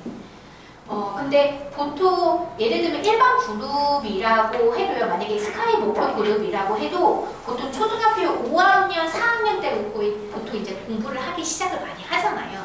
그때 시작을 해서 이제 초등교과를 초등학교 6학년 초에 이제 심화를 완성하고 초등학교 6학년 때 중등을 시작하더라도 아이가 크게 사춘기를 겪지 않는다는 전제하에 저희 아이도 크게 2번이 오더라고요. 혹시 남학생인데 너는 몇 번 왔니? 저희 아이는 초등학교 5학년 말 6학년 때 오고요. 그리고 중학교 2학년 말에서 이제 중3 중요한 시기에 와서 오더라고요. 그 중요한 시기에 와서 속을 썩이더니 중3 중반 이후부터 하반기부터 이제 철이 되더라고요. 그래서 이제 고등학교 올라가는 시점 돼서 엄마 할 때 공부를 열심히 할 거야. 근데 그러더라고요. 뭐 어쩔 수 없죠. 그냥 늦게 아는 것보다. 근데 그런 아이들이 있어요. 어렸을 때 너무 많이 공부를 시키고 엄마 말을 소위 말해서 잘 들었던 아이가 고등학교 오는 시기를 너무 많이 저는 봤어요. 그 아이들이 연가고에 가는 아이들이 많습니다. 보통 연가고를 준비했던 애들은 어머님들도 아시다시피 상당수 많은 공부를 어렸을 때부터 해요. 근데 거기까지 갔다라는 거는 참 말을 잘 들었다 라고 하는데 그게 이제 언제 터져요? 학교 들어가서 엄마 손 벗어나면서부터 터지기 시작을 하죠. 그런 아이들이 몇 있더라고요. 이제 어머님들, 저도 이제 졸업생이들 어머님들 이제 보면 그렇게 작가던 애들 고등학교 1학년 올라가서 정말 마음고생을 하는 학교들이 상당수 많더라고요. 겪을 거는 겪는 것 같아요. 특히 남학생들 같은 경우. 네. 어찌됐던가 그러더라도 공부는 해야 된다. 녹으면 안 돼. 그래서 그렇게 했더라도 중학교 3학년 되면 어느 정도 고등과정까지 합니다. 예, 그렇게 해도 단계가 너무 많이 수학을 막 실험하지 않는다라고 한다 그러면 근데 의대 목표 그룹으로 하는 친구들은 수능을 봐야 되잖아요. 아까 전에 말씀드렸던 것을 최저 등급을 맞춰야 되기 때문에 그 시기가 조금 더 앞당겨질 수밖에 없습니다. 네, 그렇게 좀 생각을 하시면 되고요. 보통 이제 과학도 마찬가지로 이제 뒤에 말씀을 드리겠지만 이제 고등학교 뭐 1학년, 2학년, 3학년까지는 아직까지는 이제 대상은 아니니까 보통 여기 그룹에 있는 아이들이 제가 가르쳤던 아이들이 조금 많이 평균대로 공부를 했던 거 모든 아이들이 다 이런 거는 또 아닙니다. 평균대로 이렇게 공부를 조금 진행했던 아이들이 좀 많았다 그거고 보통 이제 자사고 일반 탑반 아이들을 보면 수학 같은 경우는 이제 중학교 이제 졸업하기 전까지 해서 미적분까지는 대부분 끝내고 그 다음에 이제 과고 가는 친구들 이과형이라고 한다 그러면 이제 수목 경시라든지 경시를 조금 맛봤던 친구들 한 3개월에서 6개월이라도 한 친구들이 조금 대다수 많았고요. 그 다음에 과학 같은 경우도 이제 고등학교 2학년까지는 이과 계열이라 그러면 최소 물화생지 중에 2개는 선택을 해서 하고 가야 되는 게 맞습니다. 그 다음에 이제 영어라든가 국어 같은 경우도 요새 이제 중학교 3학년이면 수능 영어라든가 수능 국어를까지 같이 병행하는 친구들도 상당수 많고요. 그래서 보통 이렇게 준비를 하는데 어머님들이 이게 제가 저는 원래 반포 쪽에서 처음에 이제 과고라든가 저는 대원외고 아이들을 많이 그때는 이제 애들이 시험을 봤습니다. 그리고 대원외고에서 원래 의대를 제일 많이 보냈습니다. 옛날에는 아시죠? 그때부터 이제 애들 이제 특목고에 관련해서 공부를 시키고 이제 이과계열 과고 애들 이제 보내면서 이렇게 이제 애들 공부를 하는 것들이라든가 이런 것들을 보면 이제 지역마다 조금 특색들이 조금 있는데요. 대치는 좀 낙타 등이에요. 시키면 완전 시키고요. 안 하면 아예 그냥 예체능으로 빠져버려요. 네. 그렇게 해서 가고 목동이 밸런스가 제일 잘 맞아요. 저희 아이 초등학교 때 이제 목동이 지역에 있었는데 목동 지역 자체가 되게 그 이동거리가 학원가가 조금 짤막짤막해서 짝토리 시간에 조금 잘 활용할 수 있도록 되어 있어요. 그게 뭐냐면 그 짝토리 시간에 애들이 보통 뭐를 시키냐면 독서를 시킵니다. 그러니까 초등학교 때 수학학원에서 뭐 집에 오기 전에 1시간을 책 읽고 오기, 영어 독서관 가서 책 보고 이런 것들이 그냥 학원 가방이 하나 옆에는 보조 가방에 항상 책이 이렇게 들려서 가는 게 보편적인 아이들이에요. 그래서 책량이 좀 많아요. 책을 어렸을 때부터 잘했기 때문에 아이들이 면접을 보거나 뭐를 할 때 이렇게 좀 논리적으로 조금 배우는 친구들도 있고요.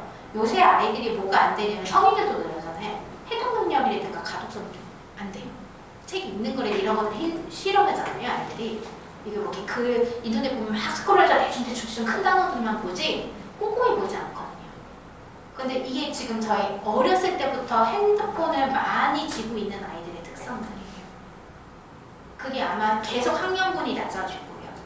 그러면 강제적으로도 어찌됐던가 좀 읽게는 해주는 필요성은 좀 있어요. 그래서 애들이 수능을 어려워하는 이유 중에 하나가 지문이 괜찮아요. 문제를 해독해야 되잖아요. 애들 제가 해석이 아니라 해독이라고 해요. 얘들은 해독 수준이라는 거예요. 이걸 판별하려면 되게 오랜 시간을 걸립니다. 그러니까 책을 어느 정도 좀 읽어줘야 되는데 그 시기가 제일 중요한 게 초등학교 고학년이에요. 왜냐하면 초등학교 고학년 시기에 보면 웬만한 초등학교 5학년, 6학년 교과서를 한번 보세요. 그때부터 고령화, 뭐 이런 단어들, 그 다음에 윤기, 습고, 과학 용어들 이런 단어들이 다 출연을 하기 시작을 해요.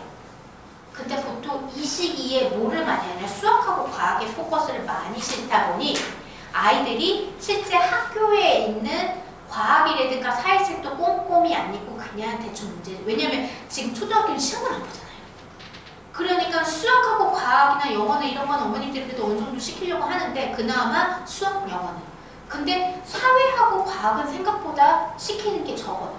근데 여기서 용어 자체가 대부분 무슨 용어죠? 한자어입니다. 그 단어의 의미가 다 되어 있어요. 근데 저희 아이들 보통 한자 언제 시키죠? 초등학교 저학년 때 시키죠. 등급을 언제 가요? 초등학교 저학년 때예요. 그러니까 5학년 때 하나도 몰라. 근데 이렇다고 해서 제가 뭐 한자 급수를 초등학교 고학년 때 하라 이러는 건 아니고요. 그냥 초등학교 고학년 그때에 교과서를 꼼꼼하게 읽고 교과서 플러스 요새는 저희 때는 전과라고 했잖아요. 그 과목별로 했을 때의 그 참고서 거기를 보면 그 용어에 대한 해설이 다 나와 있어요. 그거 정도만 꼼꼼히만 봐도 정말 좋아요. 그러면 중학교 때 애들이 생각보다 중학교 때 사회과학을 어려워하는 이유 자체가 용어가 힘들어서 그래요. 낯설어서. 근데 그게 다 언제? 초등학교 고학년 때 책을 한번 보시면 다 나와 있어요. 그래서 다른 거를 다 안 하더라도 하다못해 책을 많이 안 했더라도 주말에 또는 한 달에 몇 번씩 그 작업만 하더라도 아이들이 용어가 조금 많이 늡니다. 네. 그래서 저는 그 초등학교 이제 그 다음 주 월요일에 초등학교 그 학습법에 관련해서 조금 제가 구체적으로 설명할 때 다시 한번 설명을 드리긴 하는데 제 고학년은 학부모님들이 계셔서 그리고 저한테 제일 많이 물어보는 그 부분이 뭐냐면 팩트도서가 뭐예요? 라고 물어봐요. 그러면 저희도 지금 뭐 상담실이라든가 저희 시센터 보면 필독도서를 드려요. 근데 저는 그렇게 해서 필독도서를 선정하는 거는 그렇게 좋지 않다고 생각을 합니다. 물론 반드시 읽어야 되는 고전이라든가 이런 것들은 있어요. 그런데 나머지들은 어디에서 찾으시면 제일 좋냐면 교과랑 왜냐면 많은 양의 책을 읽을 수가 없잖아요. 그래서 저는 지금 현재도 저희 약간 고등학교임에도 활용하는 방법이 뒤에 교과서 뒤에를 보면은요, 참고 논문 또는 참고 도서들이 다 있어요. 역사면 뭐 한나라를 지금 배우면 한나라의 어떤 책들이라든가 이런 것들. 그 다음에 초등도 마찬가지입니다. 그 중에서 되게 괜찮은 도서들이 생각나수 많아요. 그리고 그거는 교과랑 연결시켜 있고 교과서를 편찬할 때 결과적으로 참고적으로 썼던 교재잖아요. 그래서 그런 것들을 읽어주는 것도 어떻게 보면 필두 도서를 막 찾는 것보다 나아요. 지금 워낙에 도서들이 생각수록 많아요. 너무 많잖아요. 어디 선정 뭐 이렇게 해가지고.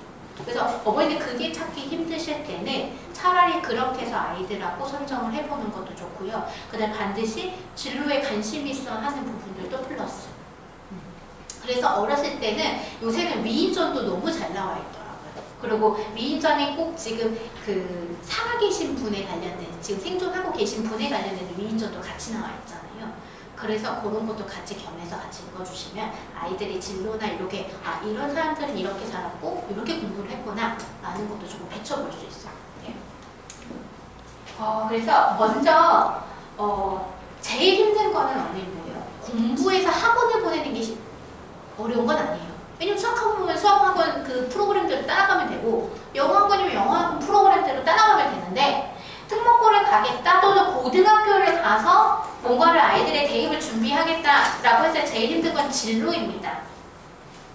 특히 이제 고교 학점제가 되고 고등학교를 올라가면 2학년, 3학년 때는 뭐를 해야 되냐면 선택 과목을 본인 스스로 선정을 해야 돼요. 그러면 그 선택 과목을 선정을 했을 때는 뭐가 결정이 돼야 되죠? 벌써? 진로가요. 그래서 고등학교 올라가기 전에 최소 늦어도 중학교 3학년 때는 진로가 결정이 돼야 그래야 얘에 맞는 선행을 하더라도 다른 거 불필요한 거 하지 않고 얘에 맞는 선행을 할 수 있고 그 다음에 고등학교 2학년 가면 나 뭐 하지? 뭐 해야 되지? 이런 걸 고민을 하네요. 그래서 진로가 먼저 결정이 돼야 돼요. 물론 중학교 1학년, 2학년 올라가면서 진로는 바뀔 수 있어요. 네, 바뀔 수 있어도 큰 바운더리는 같이 고민을 해봐야 되고요. 어머니들이 너무 쉽게 의대나 뭐 이런 거를 쉽게 얘기하는 거는 예를 들면 보여지는 그 직업군이 조금 좁아서 그래요. 얘네들이 직업을 가질 때는 지금 초등학교 특히 저학년이면 벌써 20년 후, 25년 후잖아요. 많게는. 적어는 10년 후거나. 그렇기 때문에 직업군 자체가 지금보다 훨씬 많이 달라져 있을 겁니다. 그거를 고려해서 아이들하고 생각을 해야 돼요. 없어지는 생각보다 어머니들 지금도 보면 은행도 마찬가지지만 음식점들 보면 그 앞에서 소위 말하는 캐시어 지금 뭐 이마트 이런 데 가도 캐시어들도 많이 없어졌잖아요. 키오스도 있고 그죠? 그렇게 보면 직업군이 없어지는 직업군도 생기고 생겨나는 직업군도 있을 거란 말이죠. 그리고 저는 이렇게 생각을 해요. 저도 이공계를 나오긴 하겠지만 요새 너무 이공계 하는 부분도 없지 않아 있어요. 그럼 얘네들이 10년, 20년 후가 됐을 때 분명히 필요한 인력들이 있을 겁니다. 소위 말해서 원래 문이과를 나누는 것도 조금 그렇기는 하는데요. 문과 계열에 관련된 것도 문제일 거예요.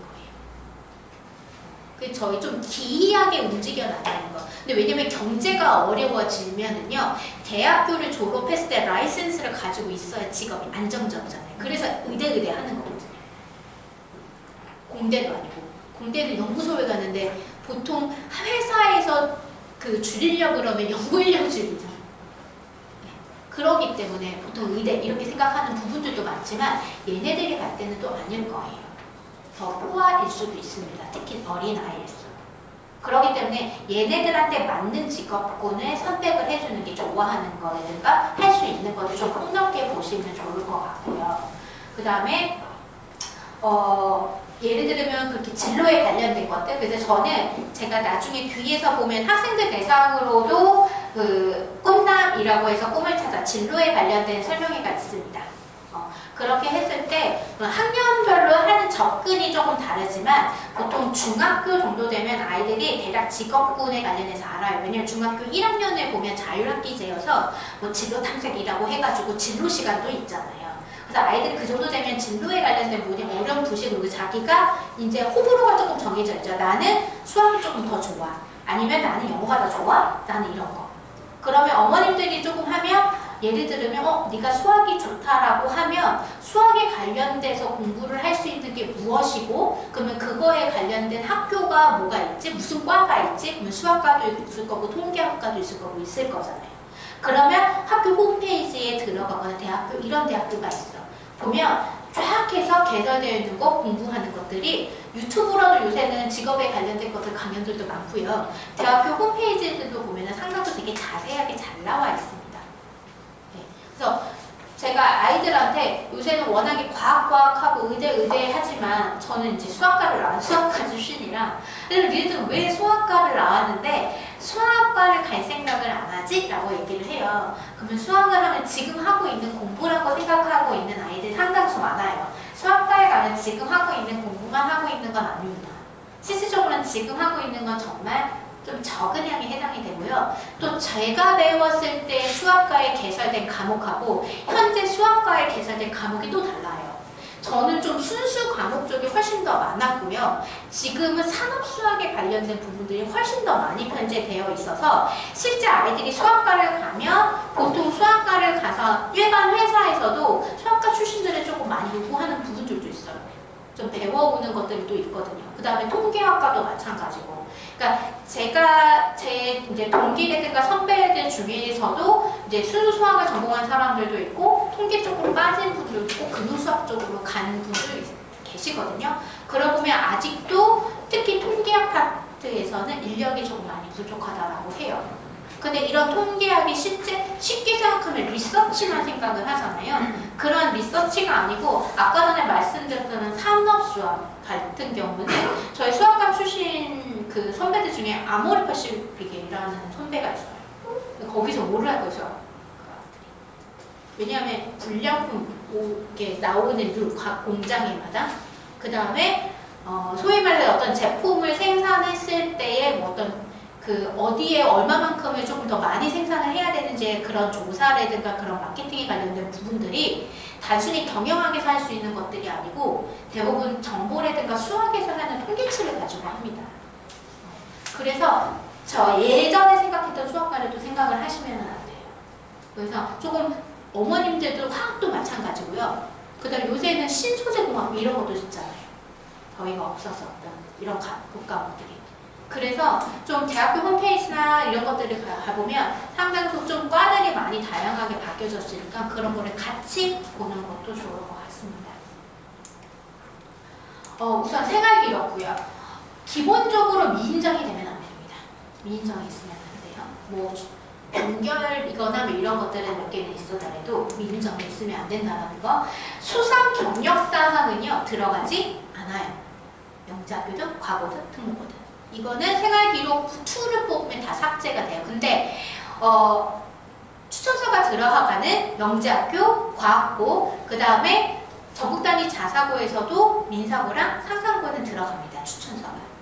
그러면 그 추천서를 할 때 아까 전에 보통 어떤 내용을 써야죠? 이 학생이 학교 생활에서 했던 사례를 구체적으로 적어야 되잖아요. 그래서 수상 경력이란 얘가 이 내용을 쓸 수는 없어도 얘가 활동을 쓸 수 있어요. 그렇기 때문에 이런 부분도 좀 참고를 해주시고 저희가 보통 자동공지, 창의적 그 체험활동 중에서 자율활동, 동아리, 그 다음에 진로 써야 되는 부분들이 있고 봉사 이렇게 있죠. 지금은 이제 마스크를 벗고 이제 코로나가 거의 이제 종식됐다라고 봤기 때문에 이제 봉사활동도 어느 정도 이제 염두해두고 봉사활동도 좀 채워주셔야 되고 그 다음에 자율활동은 보통 이제 학교에서 좀 정해진 활동을 조금 할 수밖에 없기 때문에 이건 고등학교에서는 조금 자기가 스스로 선정해서 자율활동을 하지만 보통 학교에서는 스스로 선정하는 것보다 반별로 움직여지거나 이렇게 하는 것들이 조금 많아서 그 대신 동아리 활동은 아니잖아요. 그래서 동아리 활동 같은 경우도 좀 진로와 학년이 올라갈수록 좀 연결해서 좀 지워주시는 거 좋을 것 같고요. 그 다음에 학생들이 중학교 학생들이 고등학교는 독서가 삭제돼서 이제 안 들어갑니다. 대입의 결과에서. 근데 중학교는 독서가 들어가요. 근데 아이들이 이 학생이 어떠한 영역을 흥미있어하고 깊게 파고 들어가는지 하는지를 구체적으로 볼 수 있는 건 어떻게 보면 제일 편한 게 독서예요. 그래서 학년이 올라가면 예를 들면 그 독서의 진로에 관련된 부분들도 같이 이렇게 심어주셔야 돼요. 그 다음에 이게 특목고를 썼던 아이의 실제 저랑 같이 그 자소서를 썼던 친구의 하나고를 썼던 친구고요. 이 친구도 보면 앞에 이제 자기주도 학습으로 해서 탐구 활동했었던 것들, 그냥 피타고라스에서 관련된 부분들이 요 피타고라스에서 여러 가지 증명 활동, 실제 피타고라스 증명 방법이 300개가 넘어요. 나와 있는 것만. 근데 거기서 그냥 기하적으로 증명할 수 있는 것도 있고 정수론적으로도 증명할 수 있는 것들을 실제 탐구 활동했던 내용을 적고, 이 친구 같은 경우는 이제 빅데이터 전문가가 본인의 희망사항입니다. 그 희망사항을 본인이 어떤 거를 진로를 계획해서 그까지 가기 위해서 어떤 공부들이라든가 어떤 활동들을 했는지에 관련된 부분들, 이런 거를 이렇게 하고, 이제 빨간 부분들 같은 경우는 제가 이제 요 사실에 대해서 묻거나 아니면 이제 수정돼야 되는 부분들을 이렇게 같이 수정을 하면서 이렇게 진행을 했던 부분이고요. 그 다음에 이제 이거는 이제 그 용인외대부 들어갔던 친구인데, 제가 아까 전에 말씀드린 것처럼 하나거나 다른 상상어보다 훨씬 조금 더 디테일해요. 거의 논문급으로 같이 썼어요. 왜냐하면 이 친구는 이제 영재고를 떨어지고 나서 이제 용인외고를 과거는 안 하고 용인외고를 준비했던 친구여서 저희가 거리를 구하는 개념, 피타고라스식 거리 개념도 있지만 저희가 보통 쉽게 생각을 하면 그 네이버 지도에서 뭐 빠른 최단길 이렇게 했을 때 직선거리를 체당하진 않잖아요. 왜냐면 도로망이 있으면 도로망을 따라 체단거리가 되는 거죠. 그게 쉽게 생각을 하면 메가탄 거리라고 해서 메가탄 도시 자체가 다통판 형식으로 되어 있거든요. 일산처럼. 그렇게 됐을 때 실제 우리가 거리를 측정을 하려고 그러면 최단거리라고 측정하는 거는 이 거리에서 이 거리를 하는 유클리드식의 피타고라스 거리가 아니고 이렇게 도로망을 가지고 해서 해야 되는 거거든요. 그래서 거리의 정의가 달라져야 돼서 택시 기하에 관련된 부분들을 이렇게 공부를 하고, 그 다음에 이거를 이제 시뮬레이션에서 GSP로 그려보고, 그 다음에 이제 거리가 바뀌었을 때에 예를 들면 원이 어떻게 그려지고 하는 건지, 뭐 이런 것들에 대한 탐구 활동을 적었던 것들. 그 다음에 이제 이 친구는 이제 과학에 관련된 물리학을 전공하고 싶었던 활동이라 여기 쓰여져 있던 과학 내용을 실제 이 친구가 보고 탐구 보고 활동을 했던 내용을 썼어요. 그래서 이제 면접 예시 문항이 봅니다. 외대부고에서 인재상을 그러니까 그 각 학교에 보면 권한 이념하고 인재상이 있잖아요. 그러니까 그것도 빠삭하게 알아야 돼요. 네. 그래서 인재상을 이야기해보고 인재상 중 하나를 선택할 자신의 진로와 연관지어 설명해봐라. 또는 아까 전 제가 말한 것처럼 이거는 하나고에서 나왔던 거예요. 동물농장이 만약 정보화 시대라면 어떻게 되었을까? 내용을 좀 해봐라. 또는 의사가 진로의 꿈이었어요. 자, 의사가 되고 싶다고 하였는데 인간 수명이 10년 연장되었을 때 정치적, 경제적 영향에 대해서 얘기해봐라. 그러니까 이렇게 얘기를 예를 들어 하려고 그러면 본인 생각이라든가 읽었던 거라든가 시사적이라든가 이런 것들이 조금 철학적인 개념이 머릿속에 좀 어느 정도는 있어야 됩니다. 실제 이게 문항이 있었던 거예요. 그때 아이들 물어봤던 내용들. 이거는 이제 과거는 실제 이제 이걸 면접 대비할 때 물어본 문항이고요. 그러니까 아까 전에 뭐 얘가 이제 그 진로의 양자역학에 관련된 부분들이 관심이 있어서 했던 거에서 양자역학에 관심이 있었던 건 뭐냐. 그러면 이제 그거에 따라서 뭐 광전효과라든가 뭐 회자 이제 물리에 관련된 부분을 물어보고 이렇게 주주주주주 물어보는 거죠. 그 다음에 뭐 마찬가지로 이제 과학에 관련된 질문항들이 상당수 조금 많이 디테일하게 물어봅니다. 실제 중등과정에 있는 내용 플러스 만약에 이 학생이 진로를 썼을 때 자소서 내용에 고등과정까지 비춰졌으면 거기 과정까지는 좀 물어봐요. 실제 저희도 이렇게 애들 실제 면접 대비할 때 이게 촬영을 하고 본인 스스로 촬영한 거를 보고 말을 어떻게 해야 되고 수정해야 되는지 보면서 좀 연습을 시킵니다.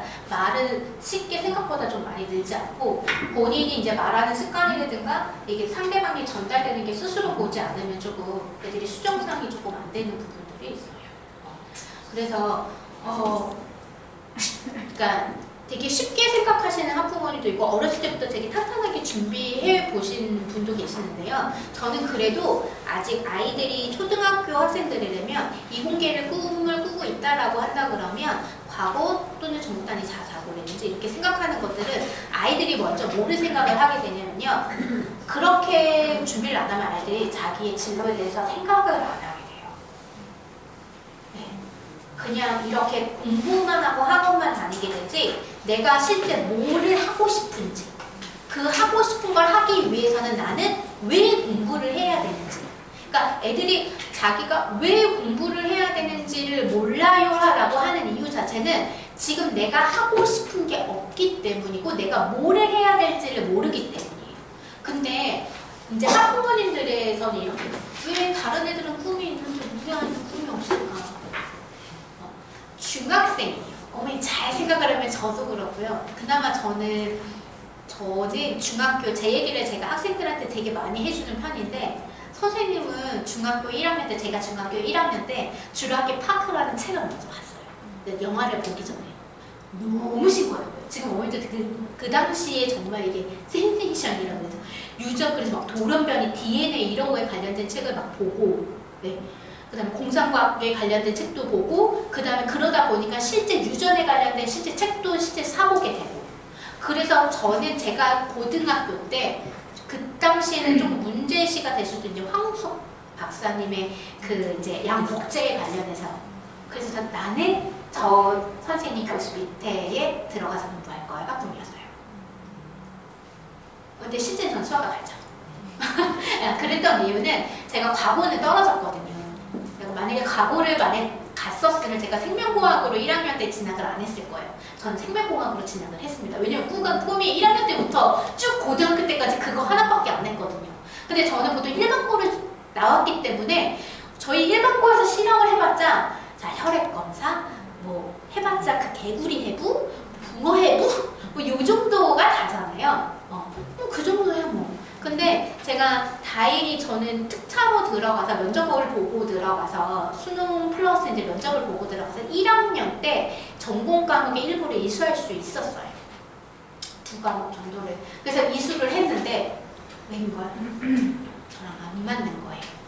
연구실에 하루 종일 있으면서 왜냐면 생명공학은 장시간 앉아있으면서 이거가 그 하는 거를 계속 지켜보면서 보고서를 계속 써야 되거든요. 근데 이제 약품 냄새에 미치게 돼요. 그리고 맨날 그 해부랑 이런 것들을 많이 하는데 하다못해 붕어는 해부해서 끝나는 게 아니고 그거를 하이타이에 끓입니다. 끓여서 뭐를 하냐면요. 그래야 살이 다 추려져요. 그러면 뼈를 다 하나씩 끓여서 이제 반죽. 이게 내가 맨날 뭐 하는 짓인지 이게 닭도 그렇고 막 이게 다. 근데 이게 하면 하긴 하겠는데 이거를 내가 4년 또는 학사 지나서 석사까지 나 이거 못할 것 같다. 텍스트로 공부는 하긴 하는데 생명과학은 텍스트로만 공부해야 되는 과목이 아니잖아요. 그래서 저는 수학과로 전과를 했어요. 근데 만약에 제가 과거를 갔다라고 하면 오히려 그런 접근도를 탐구 활동을 많이 했기 때문에 제 진로를 빨리 정했을 것 같아요. 일반고에서도 할 수 있는 게 되게 한정적이거든요. 그러니까 저는 얘가 지금 현재 중학교 때 물리를 좋아하더라도 대학교를 화학으로 전공하는 애들 생명공학으로 바꿔서 전환하는 아이들도 많고요. 저는 영재문학 과고 들어가서 의대로 가는 친구들이 상당수 많잖아요. 그게 어느 시각에서는 되게 나쁘게 보일 수도 있지만 저는 그 아이들을 가르치고 그 다음에 졸업생 때 애들의 얘기를 다 들어보고 저도 그거 경험을 했기 때문에 보통 저희가 이공계로 가는 친구들이 공부를 잘합니다. 국어를 제일 잘하는 애들은 문과에 있잖아요. 이과에 있습니다.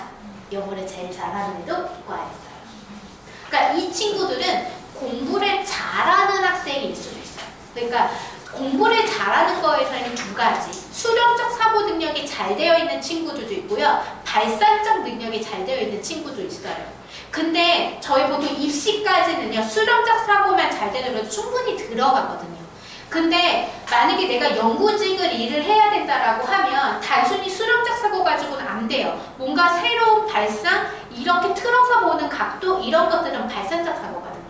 근데 이 친구들이 영과고를 공부를 실제 했을 때 자기는 이게 안 맞는 거죠. 자기는 이거를 연구직으로 뭔가 새로운 거를 하고 탐구활동을 하고 이런 거를 주제를 정하고 이게 안 됐던 거예요.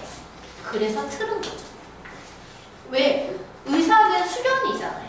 달달달 배워야 되는 것도 많고 익숙하게 뭔가를 계속 뭐 수술을 한다거나 뭘 한다거나 해야 되는 것들은 결국에는 단연간에 계속 반복적인 거를 해야 되는 거지 발산자 사고가 그렇게 많지는 않아요. 공부를 하는 와중에. 그래서 아이들이 그렇게 바꾼 게 전공을 어떻게 보면 바꾼 그게 되는 케이스가 되는 거죠. 네.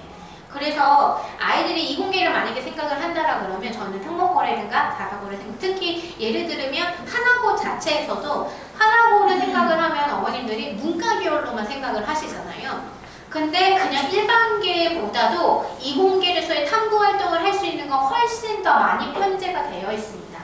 경험치를 오히려 더 많이 쌓을 수 있고요. 노원구에서 탈탈탈 털어서 현학생이 의대를 가는 비중은 많아야 15명을 넘은 적이 거의 없어요.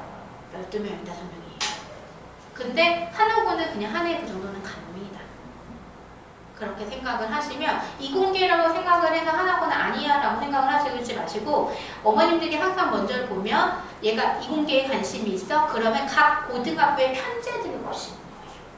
이 학생이 일반고도라도 과학 중점을 가는 게 더 맞는지 그냥 일반고를 가는 게 더 맞는지 이런 것도 좀 고민을 해보셔야 되고 네. 그래서 생각보다 지금이 대입이 너무 어려워요. 고입도 생각보다 복잡하잖아요. 대학교는 과마다 다르고 한 학교에서 전형들도 다 다르고요. 과마다 가중치도 다 다르고요. 이게 다 다릅니다. 근데 지금 보입을 조금 준비를 해보시면 대입이 조금 보이고요. 그래서 너무 어렵기 때문에 특목고를 보내야 되는 학부모님들이 돼요. 왜냐하면 일반고에서는 하나부터 10까지 학부모님들하고 학생들이 다 발맞춰서 나가줘야 된다 그러면 특목고에서의 그래도 조금 만족도가 큰 부분이 진로 부분이에요. 끝나고 어떤 시험이 끝나고 나면 진로 부분에 관해서 진로 선생님도 계시고 담임 선생님도 그게 조금 좀 자주 그 진로에 관련해서 너는 지금 요 정도 되는데 다음에 요 정도까지 더 올리거나 이 과목을 좀 이수해야 여기까지 학교를 바라볼 수 있다까지 얘기를 해주시거든요. 너는 지금 이 성적이면 어느 학교까지 가능하고 어느 과까지 가능해까지 가요. 근데 일반고에서는 이거 다 못 해줘요. 못 해줍니다.